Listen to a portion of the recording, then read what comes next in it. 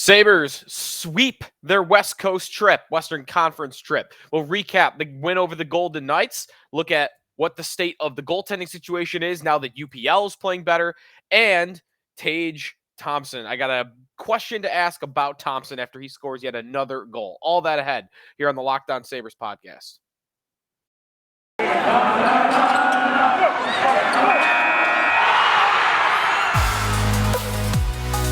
You're Locked On Sabres, your daily podcast on the Buffalo Sabres. Part of the Locked On Podcast Network, your team every day.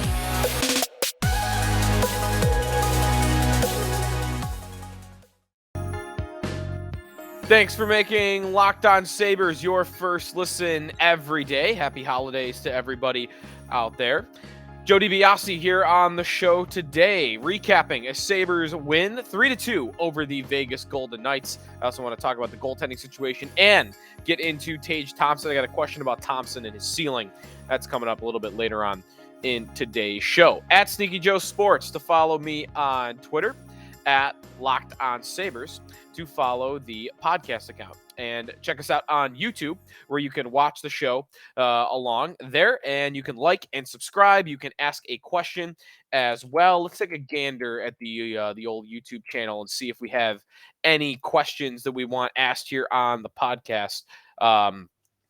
If you missed our show yesterday, take a listen. Looking at the Sabres playoff picture, their opponents around them. Five teams competing for one spot, in my opinion, one of which is the New York Islanders, who currently possess that final wild card spot. And they did fall to the Colorado Avalanche 1-0 in a shootout on Monday night. So the Sabres gain a point on the Islanders on Monday night. The Red Wings lose, although it was in overtime, to the Capitals, so not a great result for the Sabres. If we are beginning to standings watch, and we could start scoreboard watching. They are in a race. This is what you do when you're in a race. I don't know that they'll be in a race come February, but for now, the Sabres are in a race. So, Bruins beat the Panthers 7-3. All right, love it. The Panthers are, to me, the biggest danger to the Sabres to make the postseason. It's not the Islanders, who are currently sitting in playoff position. But a 4-game winning streak by the Sabres now, as they extend that winning streak after the win over Vegas. 4-game winning streak has them right back in the mix, 4 back of the Islanders. Again, I think Florida, though, is their biggest competition. They are tied with the Panthers in the standings, gaining 2 on them last night. And goal differential, by the way, I know it's not an official tiebreaker. Florida's at 0 even on the season, while the Sabres are at plus 18. Is it plus 18 or 17? 17 or 18 on the season. Looking at the YouTube channel, I still keep my hopes up for a Jakob Chychrun trade. We have not talked about Jakob Chychrun in a couple of weeks. Arizona Coyotes defenseman who might be the answer to a lot of the problems that the Sabres have. He has not been dealt. I have not heard or read anything about Chychrun in a couple of weeks. I have to imagine he is still available on the trade market.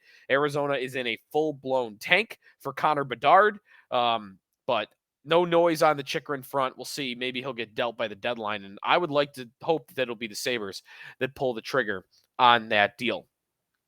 John on the YouTube channel, excuse me, he asks, any other trade idea besides Chychrun, especially with teams that are already out of it, like the Blue Jackets, the Flyers, Chicago, the Sharks, and the Anaheim Ducks? I don't have a name ready to go for you. The Flyers, immediately thinking of their roster, nobody wants Rasmus Ristolainen back, I could tell you that. The Ducks are the team, to me, of any of those that would already be willing to sell. I think some of those other teams, Columbus maybe, given that they kind of went all in with Johnny Gaudreau signing, the Flyers with Tortorella, the Sharks even. A lot of those teams, I think, would already, they wouldn't yet be committing to the season being over.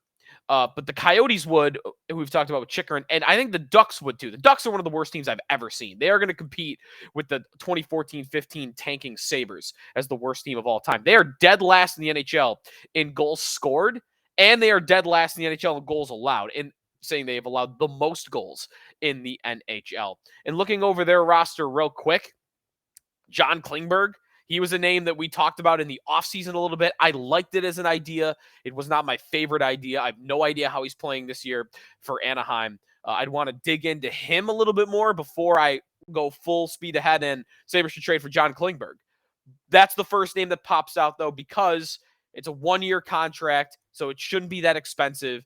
He is a right shot defenseman. You can play him on the second pair. So he would be my first thought. Cam Fowler at this point is 31. I don't want to debate Cam Fowler trades. We did that 8 years ago. Nathan Beaulieu, former Sabres defenseman, is on that team. Kevin Shattenkirk, just no thanks. Dmitry Kulikov. I mean, these are blasts from the past that are involved on Anaheim. So Klingberg, maybe, but again, I haven't done my homework quite yet on him. So went through it. Standings, 4 points behind the Islanders with a big win over the Golden Knights. And the story of this game, watched it back this morning. Didn't watch it. I worked the morning shift, so I'm not going to be watching this full game at 10 o'clock at night. Watched it back this morning in full. And my takeaway would probably be the same as your takeaway. They played pretty well in the first 2 periods. I wouldn't say they were the better team in the first 2 periods, but they played fine. They got their chances. They finished their chances. The Sabres shooting percentage is right at the top of the league. And they scored 3 goals in the second period. Some great goals, too. There's Thompson again, another highlight reel goal. I mean, for any other player, it's a highlight reel goal. For Thompson, it's like his 11th most impressive goal of the season, which is incredible. Dahlin with some really nice plays as well. Skinner scores a nice goal. So it was a good period for the Sabres. And actually, at some point, I'm looking at their Corsi chart. Midway through the game, they were leading in shot attempts. Expected goals for midway through, the Sabres were doing what? They were right even at the midway point of the game. In fact, early in the third period, they even had an advantage. No, that's the wrong number I'm looking at. Second period, they had an advantage though, and expected goals for. And then the third period showed up, and Sabres with a 3-goal lead backed off on their heels, just tried to survive. Did not like that strategy at all. I hate that in hockey. It drives me crazy how teams try to sit on the lead, and all it does is allow the other team to dominate possession, dominate the puck, dominate scoring chances, and you allow them to kind of fight their way back into the game. I'd rather a team continue to play your game. The Sabres are a fast, offensive, young team that takes chances and takes risks. Keep playing your game. Trade goals with them. Don't be afraid to trade goals even when you have the lead, because as many times as not, you're going to win that battle too. And are you going to lose it by 3? Yeah, maybe you're more likely, but I don't even know if you're more likely because you sit on your heels. This team, especially with some of their deficiencies on the blue line and missing Owen Power on the blue line, I hated that strategy. And the Golden Knights in the third period, they dominated. They had 25 of their 51 shot attempts in the third period, half in the third period, 25-13, by the way, 5-on-5 shot attempts for the Golden Knights in that period. The expected goals for in that period, 75% in favor of Vegas. They got the 2 goals. They almost clawed their way back. The Sabres, there's one pass at the end there. Chandler Stevenson, he kind of fans on a pass that if he connects and he gets it into the slot to a wide open teammate, it could have very easily been 3-3 and the Sabres lose the hockey game and they blow another big lead like they did to Detroit a couple of weeks ago. So the Sabres advance, though. They survive. You know what? Overall, you won another game that maybe you should have lost. The story was, though, the goaltending. And we will talk about Ukko-Pekka Luukkonen when we come back. Phenomenal performance, where we're at with Luukkonen, and just evaluating his game when we return here on the Locked On Sabres podcast with Joe DiBiase. We are brought to you by betonline.net. It is your number one source for sports betting information, stats, news, and analysis. We got college football bowl season going on right now. We've got the NBA. The NFL regular season is winding down, but you can still bet futures. You can bet awards. If you want to bet Josh Allen to win the MVP, plus 500. If you want to just look at the odds and figure out, okay, how likely is Allen right now to win the MVP? You can check it out there. I've told you throughout the year, I use it for my fantasy lineup decisions. I strongly suggest to anybody that you do that. They have hockey betting, of course, as well. If you're looking at Sabres odds throughout the games, we always have our previews. We always get our odds from BetOnline on that front. If you want to look at some of the individual awards, Tage Thompson is now listed for the Hart Trophy at BetOnline at plus 3,300. The Rocket Richard Trophy, Thompson is now plus 700. That is fourth in the odds. And the updated Norris Trophy odds, Rasmus Dahlin plus 500 is second. Head to BetOnline right now. Get all the sports betting information that you need. Head to their website today or use your mobile device to learn more. BetOnline, where the game starts. Welcome back. Joe DiBiase here on the Locked On Sabres podcast. Thanks for making us your first listen every day. Goat head of the night. I got away from that a little bit. I got to get back into the swing of things. Goat head of the night, the MVP of the Sabres win over the Vegas Golden Knights was UPL. Bar none. Ukko-Pekka Luukkonen was fantastic. 41 saves on the night on 43 shots faced. 2 wins in a row. He opened this road trip against Colorado. He finished this road trip against Vegas. And in those 2 games, those 2 starts, 4 goals allowed on 84 shot attempts. The expected goals were through the roof. So Luukkonen really carried the Sabres in both of those games, and he especially did in the third period against the Golden Knights. He was tracking the puck well. He was moving side to side well. He was covering up rebounds. It was just a stellar performance, showing off all his athletic traits, that big frame, that agile lower body. Luukkonen was fantastic. And that's what you want to see from him. You want the athleticism to be on display. He is a top prospect, not because of his numbers, but because of his traits, because of his physical skill set. He is 6'5" and can move side to side as quick as any goaltender you've seen. Now, let's say this continues. That would be huge for the Sabres. They've needed one of these 3 goalies to step up. Anderson, Comrie, Luukkonen. And maybe Anderson's been doing his job, I would say, on that front. But maybe Luukkonen is starting down that path. It's only 2 games in a row here that have been this good, but hopefully he is starting down a path of taking over the job a little bit, or taking over one of the jobs, one of the 2 jobs. If that happens, let's play a hypothetical. Luukkonen keeps playing well and Comrie gets healthy. He's back on the ice skating. We'll see. What do you do? What can you do? Teams don't really like to carry 3 goalies on their roster. So what are your options? Well, you could start with Comrie as a conditioning stint in Rochester, but eventually he'll have to come up. A couple of different things you could do. You could waive Anderson. You could waive Craig Anderson. And that might sound crazy because he's actually been good for the Sabres this year. But my thought would be you waive Anderson. No one's going to claim him because they'll know he wants to be in Buffalo, that he re-signed here. He was available to anybody. And maybe he'll go unclaimed. Now, that's the risk. If you lose him, then you lose him. I guess for me, it's not a huge deal. I would like the Sabres to not lose him. Luukkonen, let's say this. Luukkonen would have to string together a lot more than 2 games in a row to have a conversation about losing Anderson for nothing. But I think he might get through waivers because of the state of his situation.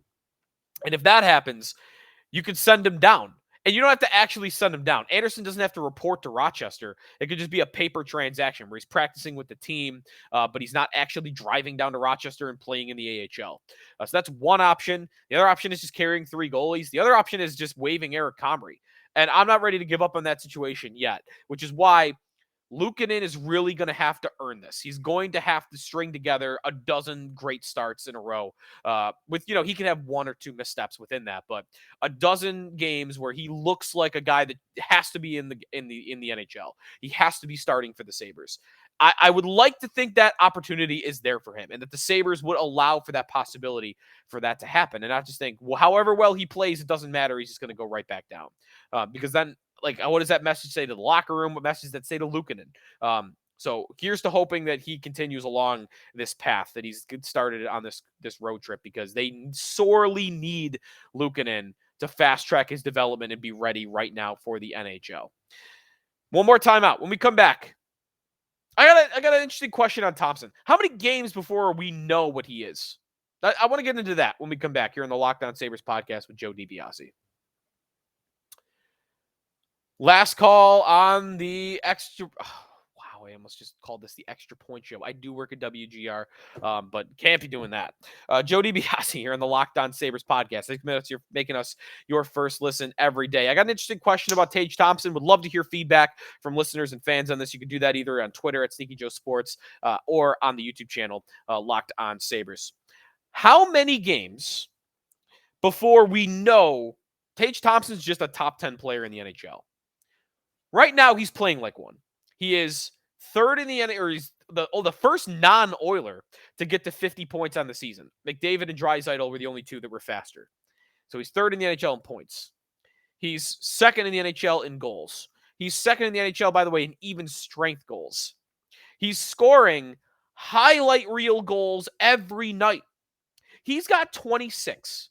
How many of those are garbage goals? How many of those are even effort goals, where he's just crashing the net and putting a rebound home? How many are deflections? How many are just shoveling it into an empty net that kind of goes haywire, goes off somebody's leg and just bounces into the net flukily?